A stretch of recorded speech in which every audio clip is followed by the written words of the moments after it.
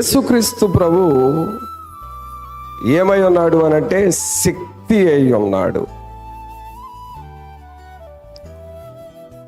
Is a God,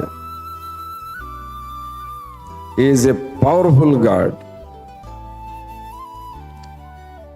is a omnipotent. ఆయన సర్వశక్తిమంతుడు. అంత శక్తి ఆయనలోనికి ఎలా వచ్చిందంటే క్రియ ప్లస్ వాక్యం. అనగా దేవుని వాక్యాన్ని బాగా చదివాడు యేసుక్రీస్తు ప్రభువారు. గ్రంథాలు బాగా చదివేవాళ్ళు. దేవుని వాక్యాన్ని చదవాలి.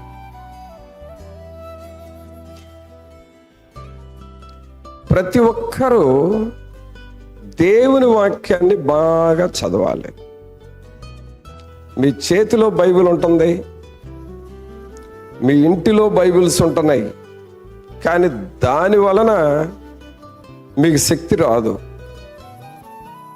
మీ షెల్ఫ్లో ఎదురుగా పెట్టుకుంటే లేక మీ చేతిలో పట్టుకుంటే శక్తి రాదు. దేవుని వాక్యాన్ని చదవాలి.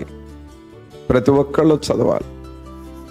ఈ చదవటం వచ్చిన వాళ్ళందరూ బైబిల్ ఖచ్చితంగా చదవాలండి. రాత్రి నేను ఉపవాసుకోవడంలో అడిగాను, మీలో ఎంతమంది బైబిల్ చదివారు, ఎంతమంది పూర్తి చేశారు చేతులెత్తండి అని అడిగాను. బైబిల్ ఎందుకు చదవాలి అనంటే దేవుని శక్తి నీలోనికి వస్తుంది.